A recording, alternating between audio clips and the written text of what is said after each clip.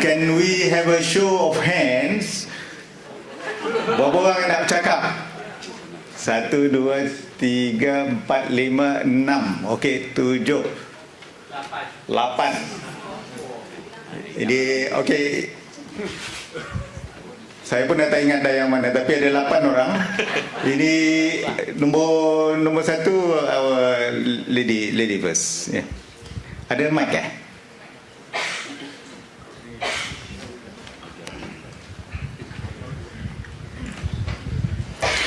Okay, my name is Anne James, non-Muslim, non-Malay, Indian woman. I've been asked, YB Hanifa has said that allow Hudud to be implemented, let us try it.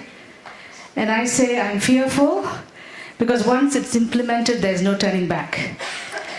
Under even secular law, Sharia law has been making creeping inroads into my rights. I already feel I'm a second-class citizen in secular Malaysia. What more in an Islamic state? Why do I say this? Actions speak louder than words. In almost every case that involves a Muslim versus a non-Muslim, non-Muslims have been treated as lesser citizens.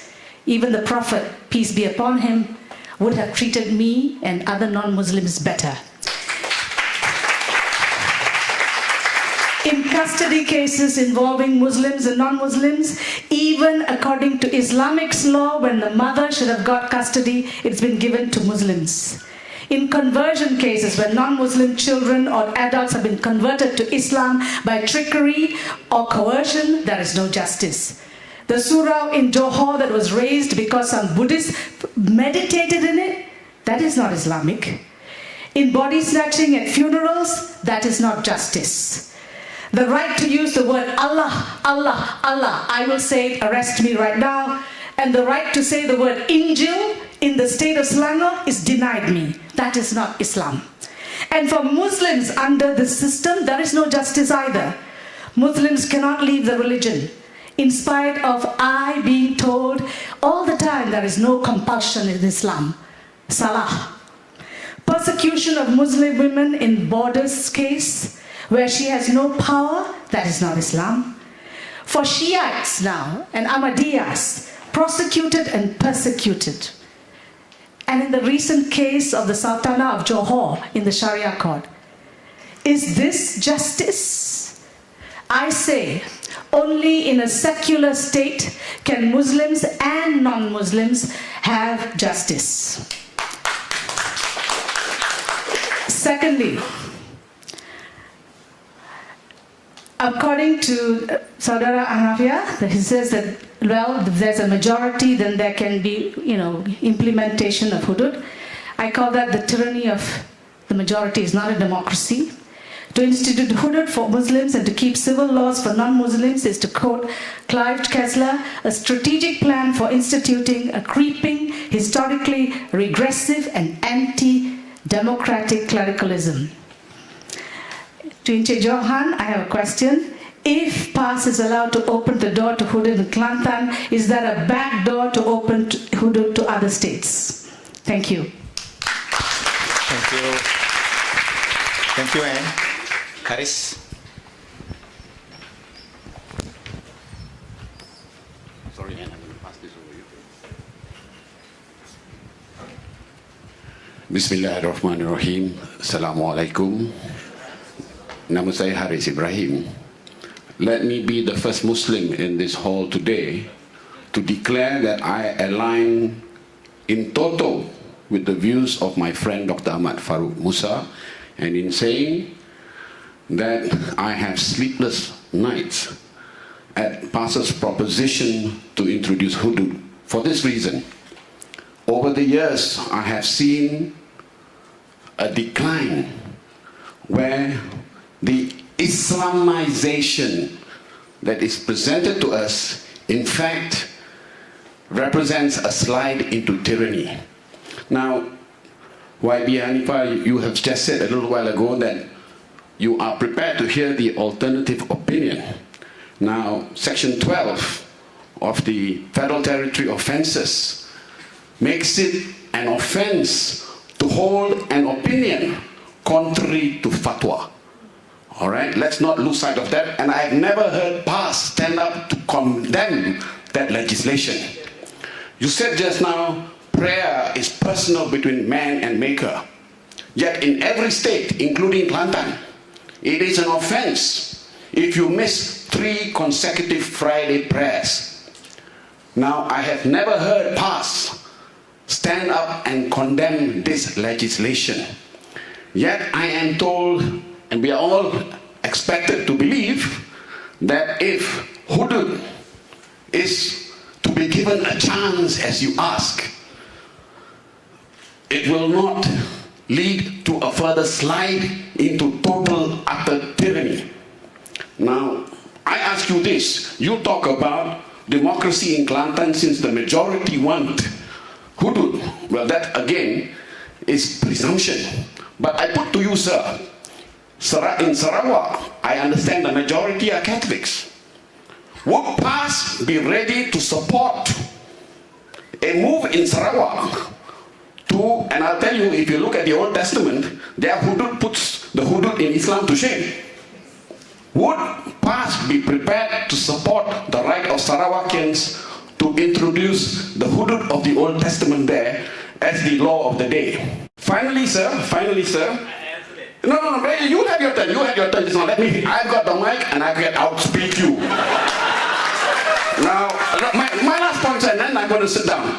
Wearing my Abu hat, let me tell you this, for the last 7 years, we have been fighting to get rid of demons in Putrajaya. Do not for one moment imagine it is because we love PAS. You get our vote by default. Continue on the path you are taking, sir, and be prepared to face the battle at the ballot box. Thank you. Okay, thank you, Haris. Number 3, now I'm lost. I can't remember somewhere here. Who's number 3? Okay, myself give to Datuk first.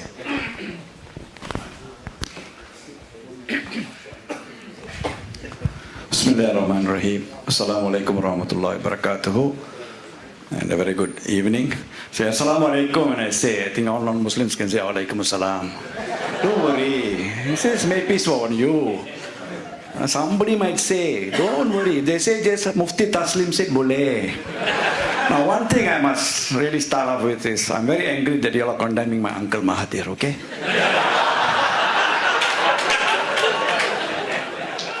Bapa Mahathir dengan tok saya satu kapal. Dia nak jadi Melayu, saya masih lagi mama. Doesn't matter Malay, Indian, Chinese, Iban, Melayu, Moro, kita semua anak bangsa Malaysia. Okay, we talk about Hudud. I mean, I'm not against Hudud, not because I fear somebody's going to chop my head or something. No. I mean, I'm not against it. But I think the very fact that our soil is not fertile, we are not ready. And when are we going to be ready? The day when I see at least 30 or 40 UMNO fellows going without their limbs, without their hands. I mean, it's jokes aside.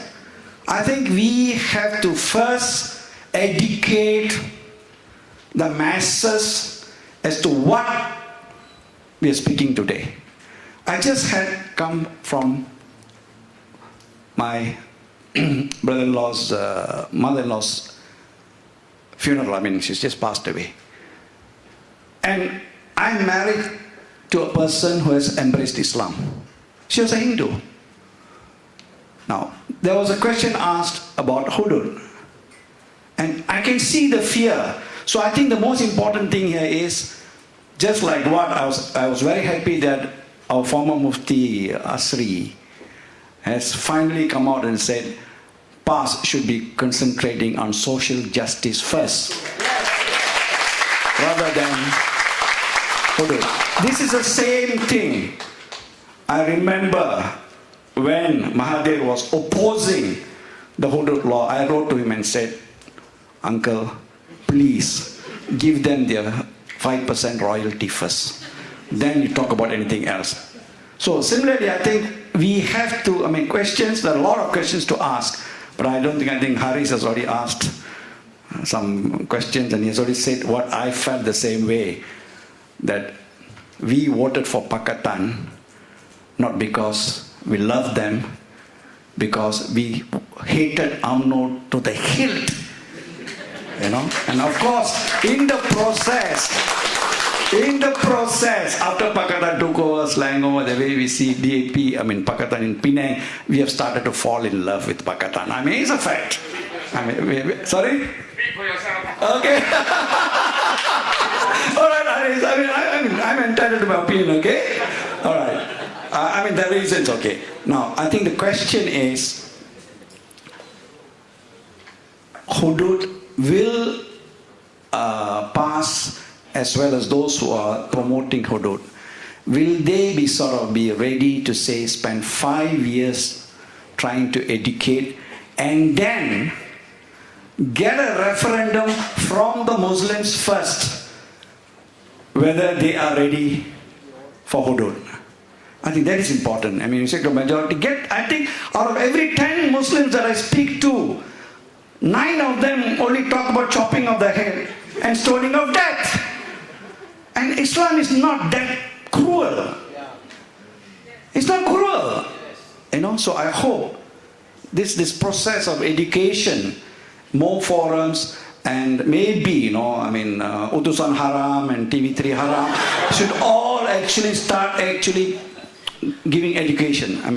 That's a question I'm asking, whether a 5-year moratorium before even we talk about Hudud. Even before we speak, not talking about passing private bill and backdoor method, front door method. At least a 5-year moratorium even before we start talking about it. Okay. Thank you. Thank you.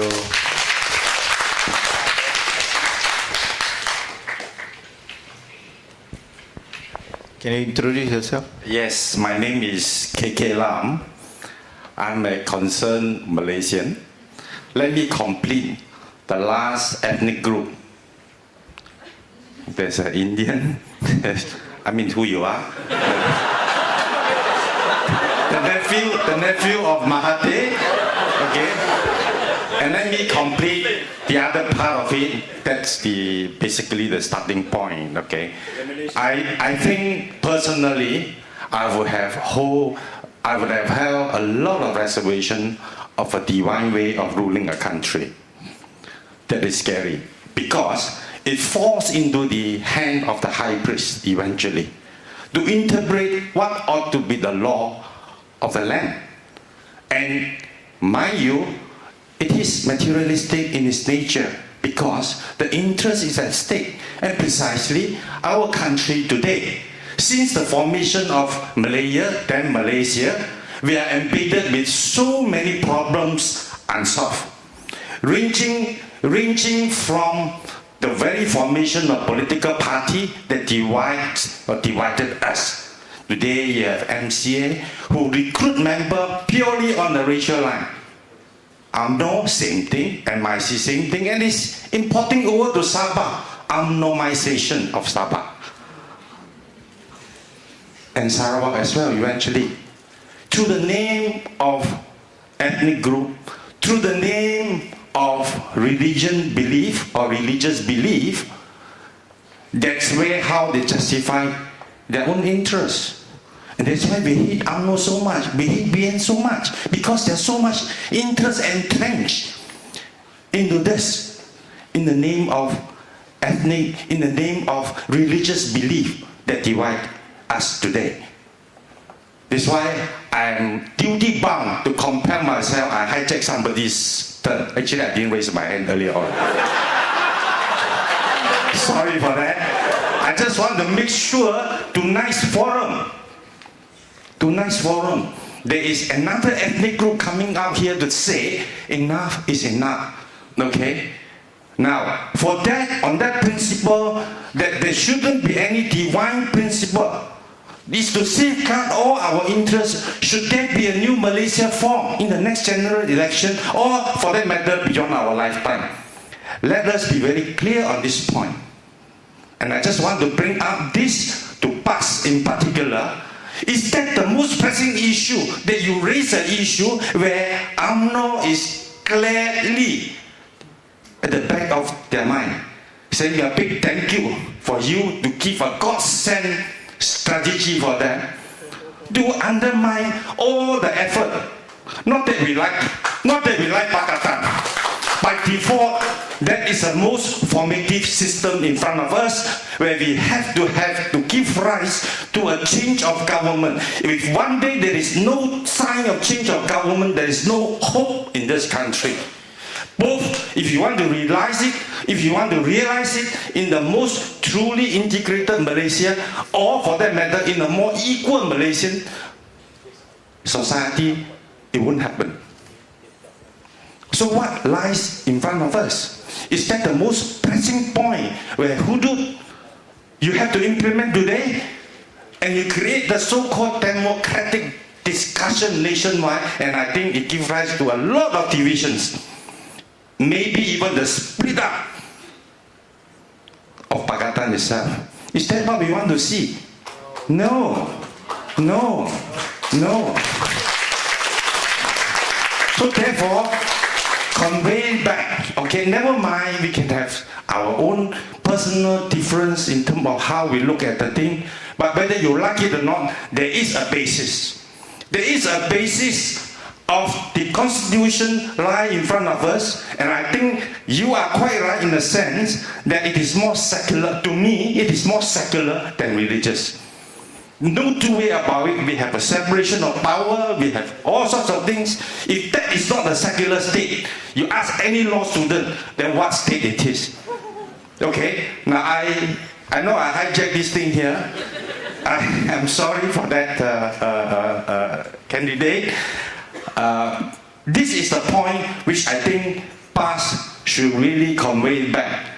This is the so-called message that you want to talk about masses. You talk about the general Malaysian, how they want it to be.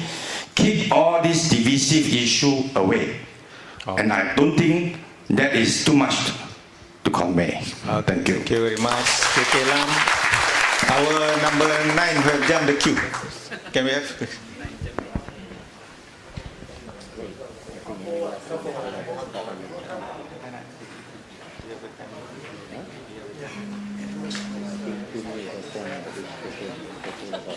Halo, selamat malam kepada Hanipa, Maiden. Mainly to him, yeah. With due respect to PAS, we have always been very supportive of PAS. Your name again? Eric Paulson, sorry. We have been very supportive of PAS because PAS is always for the poor and the oppressed. They are not the Kerabat Kesultanan Brunei, for example. Just basically last year during the New Year's Eve celebration, the son of Brunei had a birthday party in London, and the family paid £1 million to Mariah Carey to sing 3 songs. So, and now suddenly in April, they are declaring Hudud. So I don't even want to talk about the hypocrisy that is involved. So I'm quite surprised that PAS actually went to Brunei to learn about Hudud. So that's a separate issue. Even though I'm not a Muslim, but I try to read up about Islam and whatever, and other things involving Islam, because that's a reality in Malaysia. Islam is a very important part of Malaysian life, and we have to learn about it. Recently I've been reading, sorry to take up a little bit of time. Recently I've been reading about Hashim Kamali's book, and I urge Hanipa and others to reread the book again. Reread, yes. I mean, they talk about the moratorium suspension of Hudud when there's a doubt. So this is a hadith that is authentic, and of course when applying to a country like Malaysia, where it's a rich is super rich and the poor is super poor, and of course PAS is previously is about negara kebajikan. Now I'm not sure anymore. So you have a situation in Malaysia, not in Kelantan, in Malaysia, where you can check the owners of Hard Rock Cafe. Find out who are the share members of, share owners of San Miguel. check out who sits on the board of directors of Genting Berhad. These are all VVIP Muslims. Is it possible to have hudud just in Kelantan, where the Muslims in the rest of the country live as they want? So it's a situation sesuai. Is there a doubt that there will be justice in Kelantan? So I would urge, I mean, of course, I respect Pastor's democratic right to push this view, but I think it's not the right time, and hopefully we'll reconsider. Thank you. Thank you. Actually, we are very impressed. But come again, who are the people who have not spoken yet or still want to speak? Okay, just can we really limit it to under 3 minutes?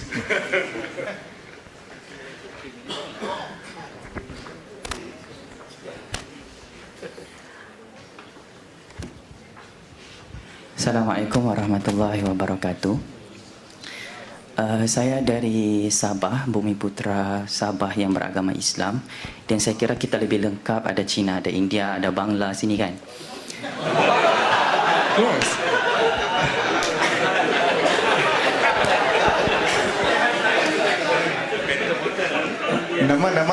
Nama Jufazli bin Syekh Ahmad, student UKM, study dalam bidang sains politik, dan salah satu subjek yang diberi oleh sifu-sifu kami adalah politik Islam. So, saya suka untuk mengulas tentang bagaimana nilai keadilan Allah diangkat di kota Madinah oleh Nabi Muhammad sallallahu alaihi wasallam, yang mana ia memberikan satu keadilan kepada orang bukan Islam dengan sangat tinggi sekali, dan sayangnya benda ini tidak berlaku di Malaysia. Jadi bagi pandangan saya,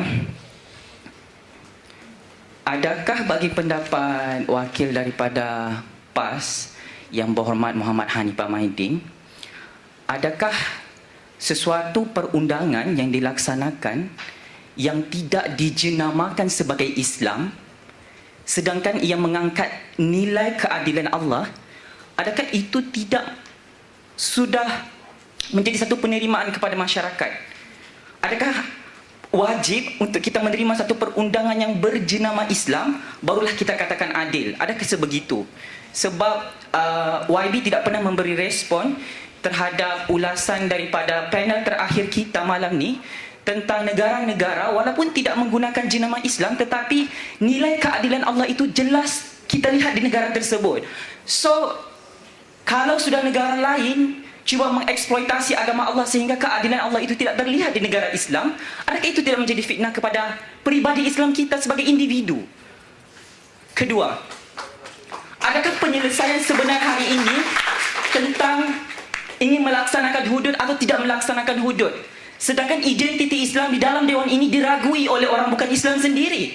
Jadi maknanya penyelesaian pertama yang sepatutnya dibimbangi adalah nilai-nilai individu Islam kita ini belum selesai, sehingga Cina sendiri pun meragui kenapa orang Islam tidak nampak seperti Islam sehingga boleh diragui sebagai saksi dalam pelaksanaan hudud.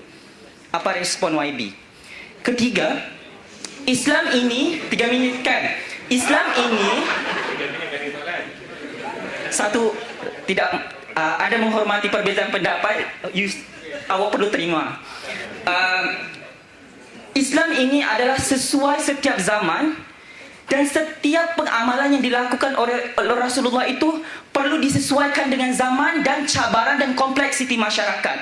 Adakah dengan kompleksiti masyarakat kita hari ini, YB yakin dan percaya bahawa Islam itu adalah a way of life, ataupun Islam ini memang relevan setiap masa? Kalau kita kuat-kuasakan benda ini, seolah-olah kita bercanggah.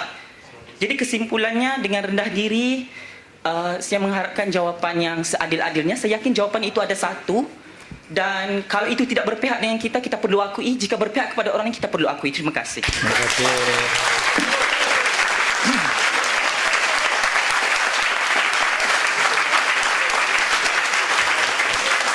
Okay.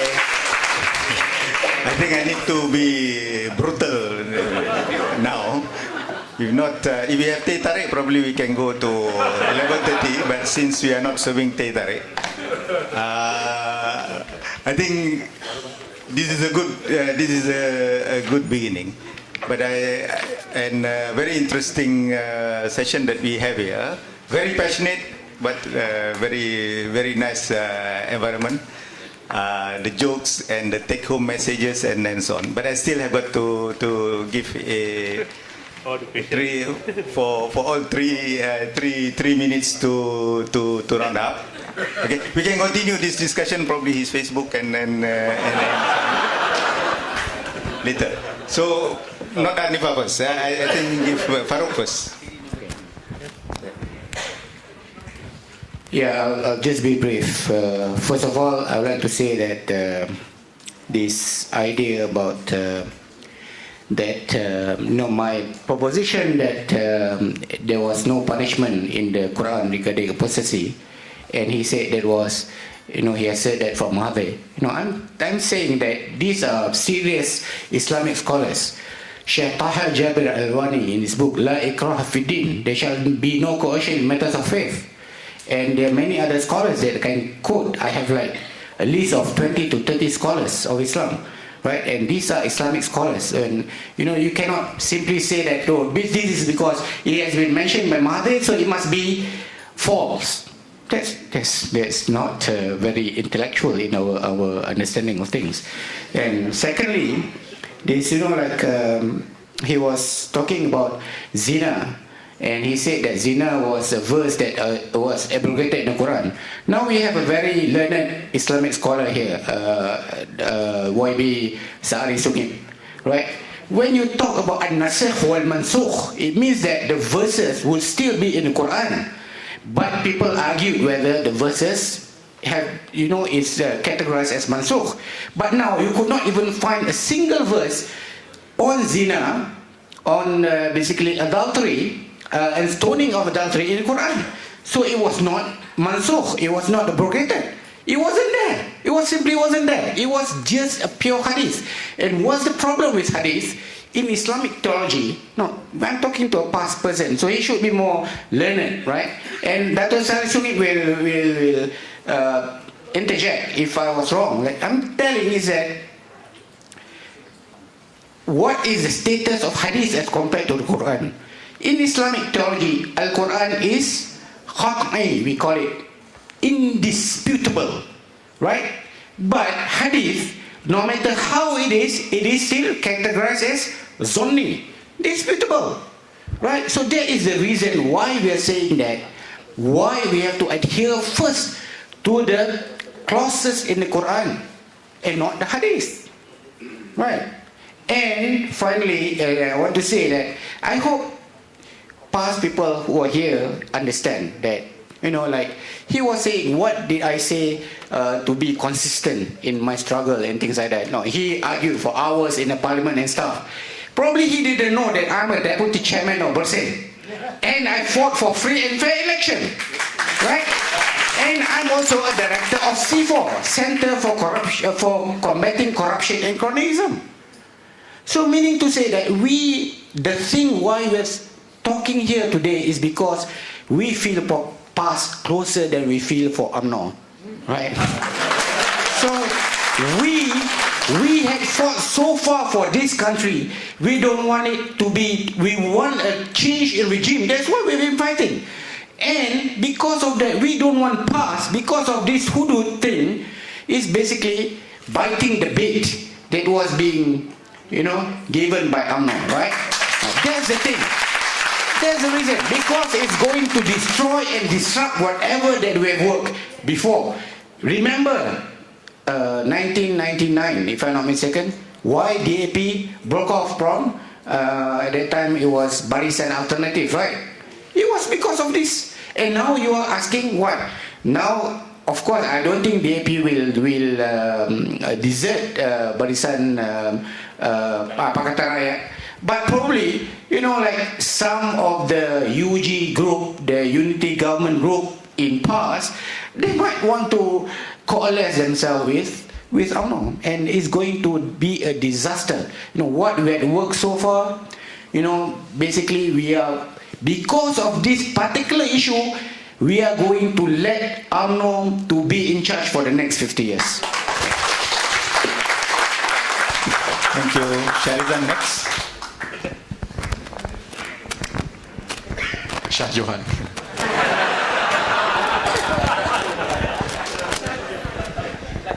And I've also been called Johan, which is my father. But just to reply first to YB's proposition, of course, I've already made it clear that this is my opinion that it is unconstitutional. So, I mean, who am I? I'm just a guy with 9,500 Twitter followers.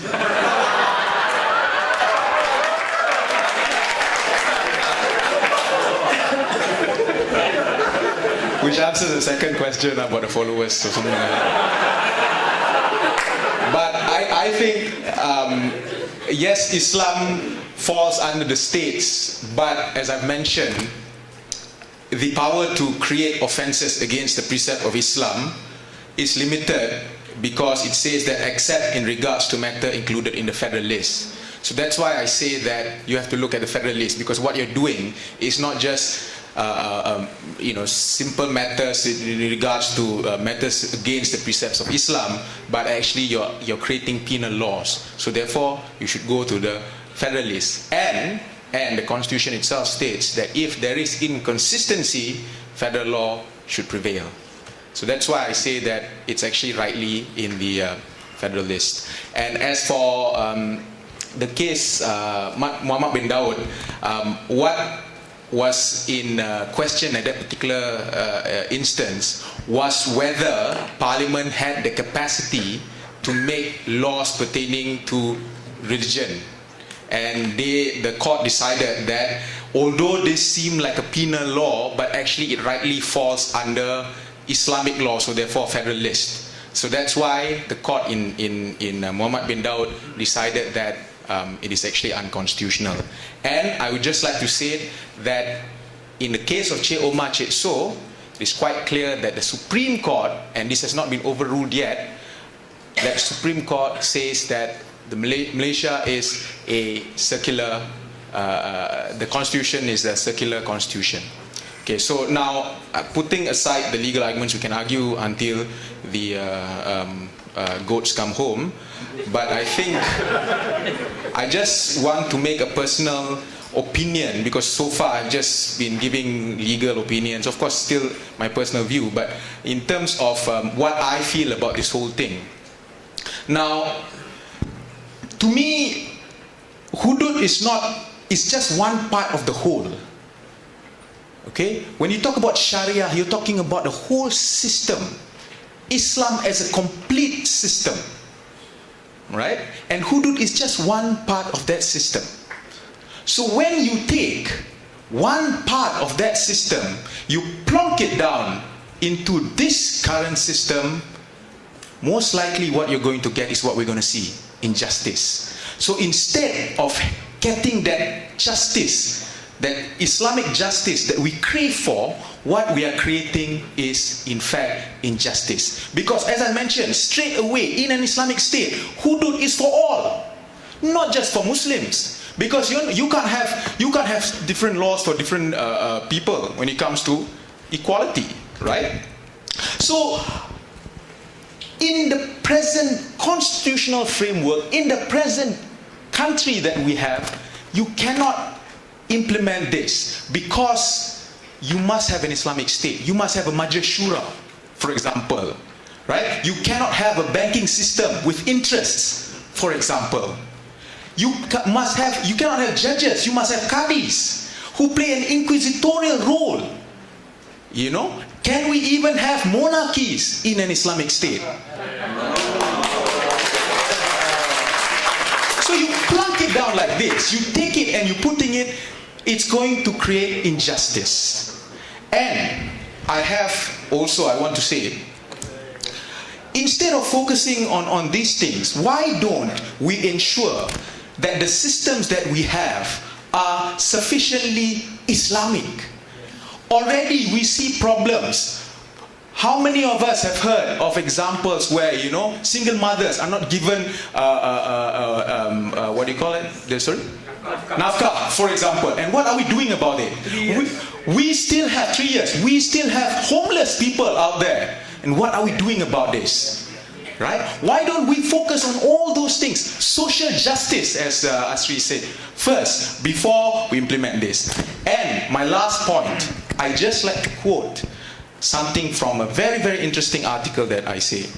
From it may be fairly said that Hudud law, despite being divine law, is only capable of dispensing true and effective justice when it is implemented in a perfect Islamic environment where good governance and sound policy prevail. On the contrary, in the absence of good governance, Hudud law, despite its aim of bringing genuine law and order, may be counterproductive, especially if such laws are implemented by a failed state. And this is actually written. The name of the article is Let Us Agree to Disagree on Hudud, written by YB Hanifah Maidin. And I'd like to take that. Sir, we are perhaps not in a failed state, but we're close to a failed state. Let us first uphold the Constitution. Let us first make this country a better place. Then we talk about Hudud.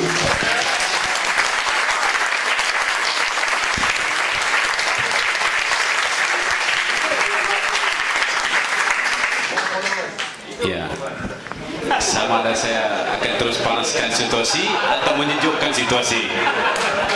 Okay, I put it like this, ya. Yeah, first of all, I agree with YB Muhammad Hanifah Maidin said the Kelantanis want to use their democratic rights to implement Hudud. Yeah, in doing that, they need the Federal Constitution Amendment. In that case, Sarawakian and Sabahan also will use their democratic rights. So, in other way, Kelantan want to use it, but they need amendment in the Federal Constitution. And to amend Federal Constitution, they need Sarawakian and Sabahan's consent. So they need to use their democratic rights to oppose it. So, end of the day, I see this. Hudud may be impossible to be implemented in that situation. So, for a while, PAS have been slowed down Hudud. I think 2008, 2013. They put up Negara Kebajikan. And yet, the performance of Pakatan Rakyat increased. Right? Now, Mahdi, we know he objected to Hudud. Now suddenly, in his camp, we will give way to support PAS to implement Hudud. Now, what is the game they play here? They want to divide the Pakatan Rakyat. For example, for PAS, with due respect, yes, we agree because they allow us to use the words Allah. This is what tremendous response in Sarawak. Because of this, because of the PAS stand on Allah issue, Sabah and Sarawak want to change, and they hold on the PAS, and even the PAS members that defends the what they call it, the Allah issue in Sabah. So we appreciate that. So in that case, Pakatan Rakyat ataupun Sarawak mau berubah. But suddenly, the tunes and the music played by UMNO, they will support PAS if they want to implement Hudud in Kelantan. This is only the play game of the regime, the undisputed corrupted regime. So, I tend to agree with our friend Haji Ibrahim said. So, it is his right also to warn PAS not to implement this, while we, in the real motive, real goal in our country is to unthrone the undisputed corrupted regime. Alright, so Sabahan and Sarawakian already swing to Pakatan for this in Allah issue. So don't disturb that situation now. This is all the game played by the corrupted regime. Yeah, of course, that is your main goal in the first place. But we, because of the hurdles that we have discussed tonight, yeah, everything we put it into democratic country, so democratic rights of the Sabahan and Sarawakian, so it is impossible to implement it, even in Kelantan itself. Alright, so are we going to waste our time on that to unthrone the undisputed corrupted regime? So I put it to you, so think wisely before we waste our time for that matter. Thank you.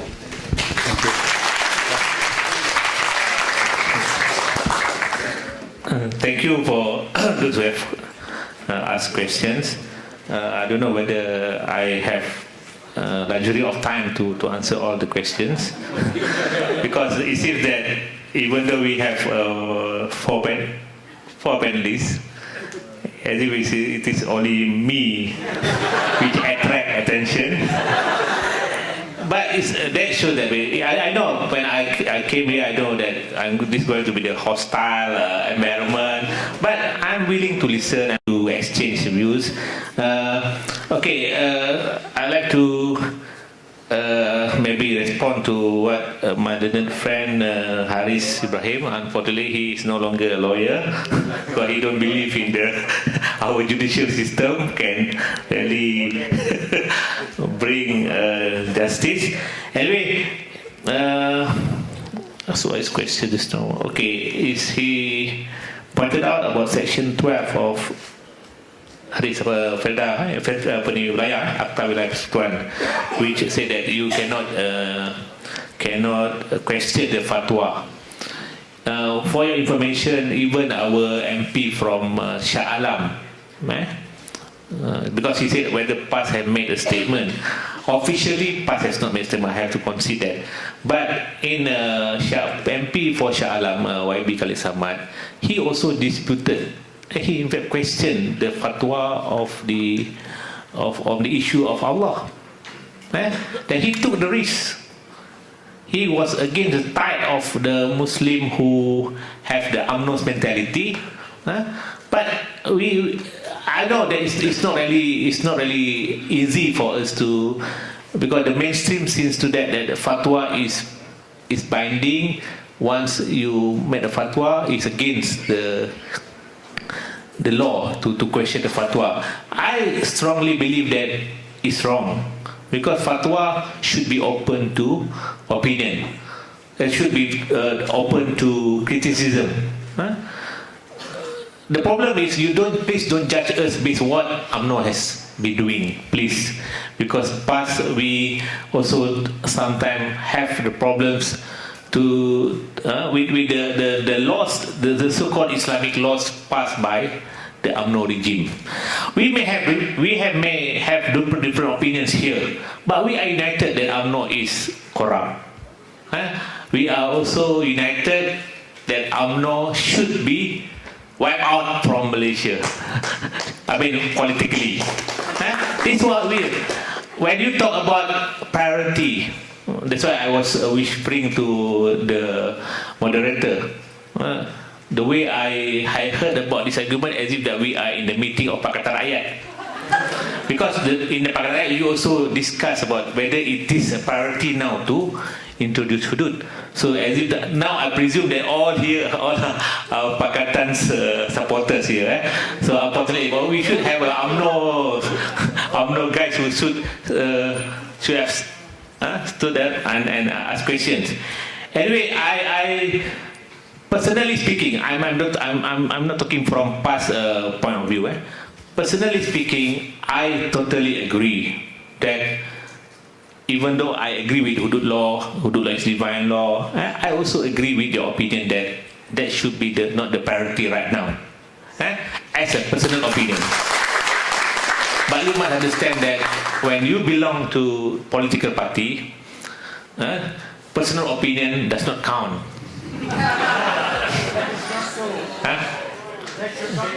But unfortunately, but even with the AP, we have discussion with the AP or that.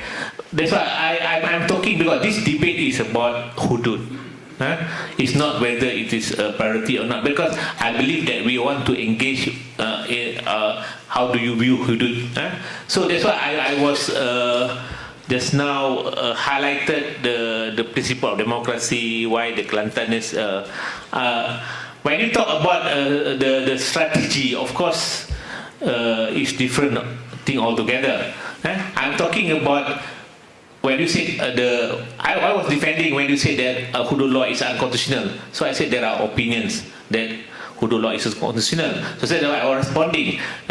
That's why it's not really easy when we have already made up a mind that Hudud law should be implemented right now. So the question of I don't know, so many questions addressed to me. So the you have to conclude. I haven't even managed to respond. I want to add little things. I also agree that it's not necessarily only the Islamic justice system can produce the better nation or to produce the best law. It's not impossible, even as rightly pointed out by my learned friend, that even the secular system also can produce good laws and good system. That's what I never dispute that. But when I talk about Hudud law from Muslim perspective, I'm talking from Muslim perspective, why the Muslim want to Hudud law to be implemented. So that's why I quoted the Quranic verse, the ulama's view on that. So I'm not saying that just because we have a Islamic penal system, this is the best, then we have to disregard all the other secular law. No, I'm not. In fact, I agree with the audience just now. He said, just because the law does not have the name Islam, it is un-Islamic. That's why I said the penal code, we can accept it.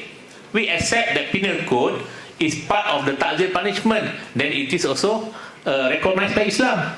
So I'm not saying that we have to reject the penal code. That's why I was against by the attempt by the state government of Kelantan want to have special law on ta'zir. I said, why? Sometimes we also have a problem with overzealousness from the Muslims, either in Kelantan or anywhere. So I'm not talking from Kelantan punya stand. Even I from past, but when Kelantan responded to UMNO's suggestion, I'm not privy to that. I was not privy to that. In fact, in past also we also have two views. One view say that we have to proceed because we also answerable to the people of Kelantan. So some also have the view that it's not priority right now. We have to at least capture Putrajaya first, then we have discussion. Maybe when we capture Putrajaya, we don't have to have forum in here. We are going to have forum in TV. Then we have more audience to give opinion. But my view is that Kelantan has the right, so their rights has to be respected. That's my entire thesis of the speech for this topic lah. Thank you very much. Okay, thank you very much. Just a few points to wrap this discussion up. Number one, thank you for Hanifa. It's very brave to come here, even though he comes as himself.